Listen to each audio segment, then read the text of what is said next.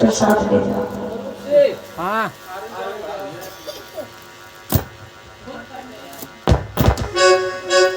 और ये हमारे परीक्षित महाराज जी की बिटिया है। इस बिटिया की तरफ से भागवत भगवान के चरणों में फल चढ़े हुए भगवान से कहेंगे कि हे प्रभु इस बिटिया को बड़ी बुद्धि विद्या प्रदान करे और ये बिटिया पढ़ लिख कर माता पिता का नाम रोशन करे। प्रभु से यही कहना है मेरा। बोले हैं कन्हैया हमें महाराज भीष्म की लड़की ने भेजा है जिसका नाम है रुक्मणी। उसने पत्र को दिया है और पत्र में लिखा है कि आप कन्हैया के पास लेकर के जाना और उनसे कह देना कि वो आकर के हमारे साथ विवाह कर ले। महाराज आज कन्हैया तो सोचने लगे हैं कि हमको तो जाना पड़ेगा क्योंकि रुक्मणी के साथ में विवाह करना है और बलराम भैया को कैसे मनाया जाए। तो पंडित जी कहने लगे सुन रहे हो। कन्हैया पंडित जी से कहने लगे सुन रहे हो पंडित जी एक बात बताएं, तुम आप हमारे बलराम भैया के पास जाओ और थोड़ी दूर वहां से जब चलना तो थोड़ा खांसने लगना। हमारे बलराम भैया सोचेंगे कि कहीं ये बुढ़ा की तबीयत खराब हो गई है, ऐसा करो कि इसको छोड़ो हम तुम्हें छोड़ने चल देंगे, तब तक मौका मिल जाएगा रुक्मणी के पास जाने का। पंडित जी ने ऐसे किया महाराज। थोड़ी दूर गए और जैसे ही गए तो महाराज कस के खांसने लगे।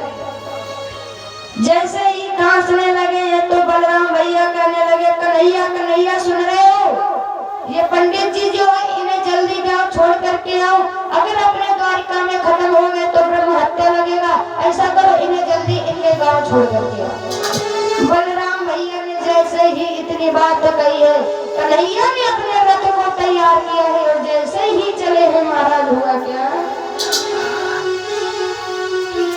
अरे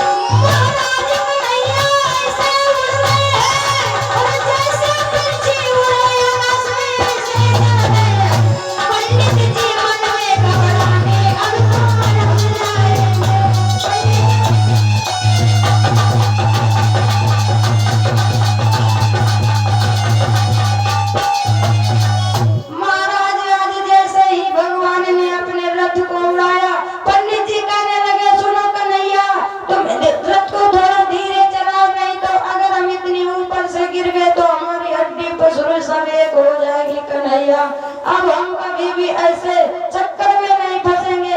हम ना जाने उस बिटिया के कहने पर आ गए कन्हैया थोड़ा धीरे चलो।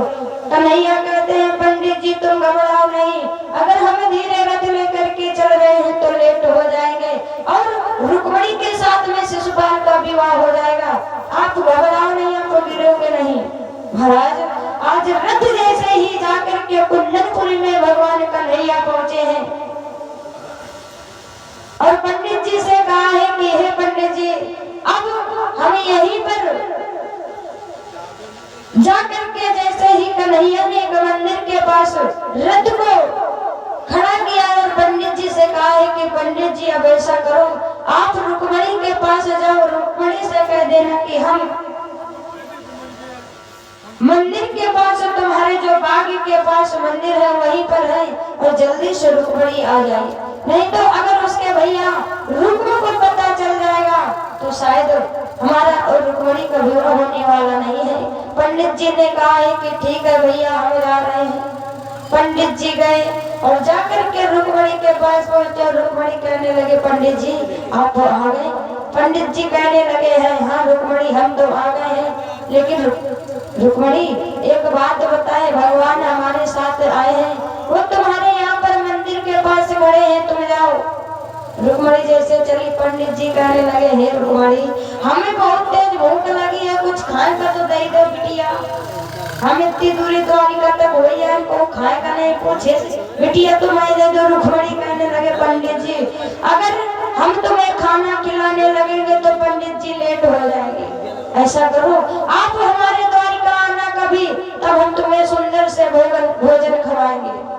जब इतनी बात कही है तो पंडित जी कहने लगे, एक तो काले कलूटे से प्रेम किया और प्रेम करने के बाद द्वारिका गए, वहां पर भोजन तक नहीं मिला, अब यहाँ पर आए तो अपना भी कह रही है। तो रुक्मणी ने कहा है कि महाराज आपको पता होना चाहिए, प्रेम कभी भी रूप नहीं देखता है, क्योंकि बताया है कि प्रेम ऐसा होता है कि प्रेम कभी भी, भूख ऐसी होती है जो भूख कभी भी जूठा खाना नहीं मानती है, क्योंकि बताया है, जवाब दिया है कि रुक्मणी ने कि पंडित जी सुनो, वो जो काले काले जो हमारे मोहन हैं वो हमारे हृदय के सम्राट हैं और हम उन्हीं के साथ में विवाह करेंगे। और बोले हैं कि दिल के बाजार में और दौलत नहीं देखी जाती, और प्रेम हो जाए